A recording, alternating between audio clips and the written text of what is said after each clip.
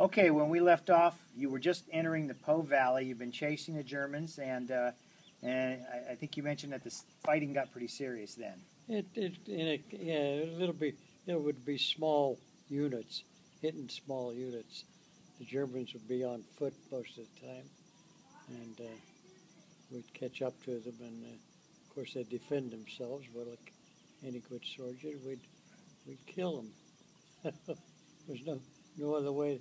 And by that time, all we were doing was collecting trophies. Everybody was looking for wristwatches and guns and pistols. And I myself, I must have had the first few days at least 4 pistols stuffed in my bosom. Mm-hmm. And by the end of the war, I think at one time I had around 7 or 8 of them at least. Most of them I gave away. I did manage to bring 7 of them home, but I gave them away too. Mm-hmm. I kept the one, and I still have it. Well, anyway, getting back to the fighting, the Po Valley is, there's a lot of rivers, not just the Po River, there's other smaller rivers, and we had to cross each one, and we had to cross just like it was an amphibious assault.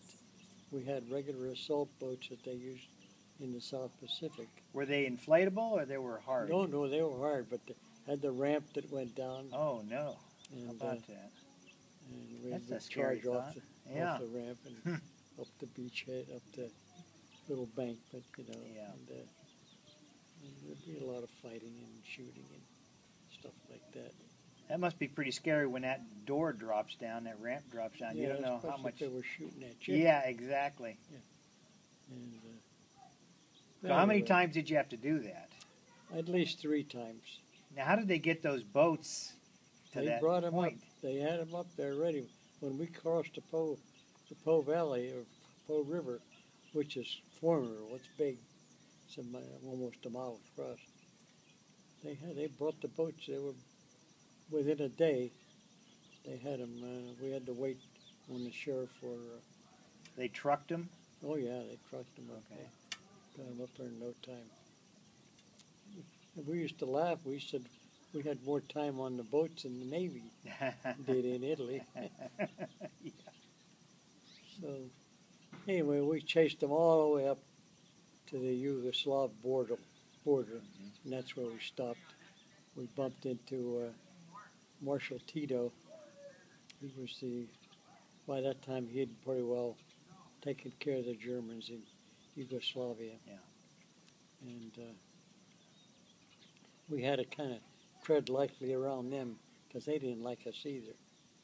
And a couple of times we almost were going to confront them with our guns, but it simmered down. After a few days, we were friends. Yeah.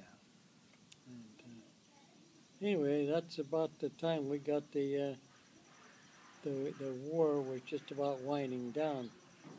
It was we kicked off the last battle of the war was like May the 1st. The Germans surrendered on May the 4th, I believe. Yeah. But we didn't hear about it till the 8th. Uh-huh. So we were still shooting the poor bastards till the 8th of. They said we'd capture them. They would ask, "Why are you shooting?" We surrendered. We just laugh at them, But anyway, we got the message. After the 8th, there was no more shooting. Mm-hmm. And we camped right up on the Yugoslav, right on the border. And Did you actually make it into Trieste? yes, I think that was Yugoslavian at that Yeah. time, was it not? yeah, we went into Trieste, but then we had to get out and surrender to Tito and the Yugoslav army. Mm-hmm. And but me and my buddy used to sneak into town once in a while and just to see civilians. We did have lunch at a civilian restaurant. Huh. And the fare was limited, Right. All they had was horse meat And since it was spring, Yeah. the dessert was always a bowl full of cherries, which we thought was great. Yeah, I was going to say that sounds pretty good, actually. Well, let's talk about some individual incidents that happened to you during that time. One of the times when we were moving up, we captured a whole German convoy. It was a hospital convoy, and we got the people. There was wounded guys in there, and there was civilians. I mean, some civilians, and the one doctor spoke English, and so I questioned him. That was my job to ask them what was going on. They told us where they were going and how they had to get there and everything, and we were going to let them go and keep going, but we told them, leave all your guns, because we don't want to get shot at again at the next intersection. And they said, no, we can't have our guns. We have to have our guns, because the partisans, the communist partisans, were killing Germans even after they surrendered. Mm-hmm. So they stayed with us as prisoners, and our rear echelon took care of them later on. Yeah. That way they were at least safe. Yeah. But, the Germans spoke perfect English, incidentally. Mm-hmm. So I had a nice conversation with them. The doctor? Yeah. What else did you talk about besides that? Mainly it was about casualties, or what type of casualties he treated. Mm-hmm. And he was talking about going to school he went to school in London. Mm-hmm. That's where he got his doctorate degree. Was he a lot older than you, would you say? No, he was a little older than me, but not a lot. Yeah, this time you're about 19, right? I was 19 or 20. Or 20, yeah. And he was maybe 28. Uh-huh.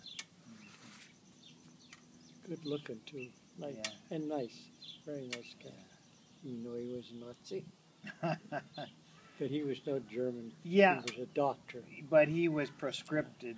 He was a doctor to me. Yeah. He wasn't a German. Right. So. Yeah. How about incidents? You had interactions with a lot of soldiers too, Yes. as I recall. Oh yeah, we had a good. In fact, we had very good interaction with the Yugoslav army under Marshal Tito. We were with them quite a bit. I have had pictures of myself with them. I don't know where they are now, but they're gone. And so then we ended up being on the Yugoslav border. We spent some time in Trieste, and we stayed there. And it was there that they told us that we were going to Japan. Yeah, you were going to get shipped out to Japan, Right. being the. We were going to go home for 2 or 3 months. Yeah. And then go straight to Japan. We were assigned to be in the third wave Mm-hmm. on the landing beaches. Tell me about the time you walked into a barn. So they sent you up to walk into a barn. It might have been a house or a barn. You walked in, and there was a certain number of Germans in there. Oh, that happened more than once. Yeah. Yeah, in fact, at one time we were in a farmhouse in the Po Valley, and things were so fluid. There were Germans everywhere. They were on the street over from us. In the next street, they'd be going north with us, only they'd be a block or 2 over. Ha. And we eventually bumped into them. Mm-hmm. And anyway, we were sitting in this farmhouse having dinner or lunch of GI rations, of course. And the people that lived there sat down and ate dinner with us. Mm-hmm. And while we were having dinner, 2 German soldiers walked in, didn't know we were there. They walked in, they took a look at us, and they turned around and ran out the door. And they figured out right away that this was a wrong outfit they were. Right. But we ran out and caught them. Oh, did you? Took them prisoner, yeah. Yeah. And Okay, tell one more story. One more quick story that I know of. You walked into a barn once, and there was like 19 or 20 Germans in there. Yeah, it was a house. It was a house. Okay. And I thought there was just a few of them in there. And in my best German, I yelled for them to come out. Hunderhafen mit der Hands in the air.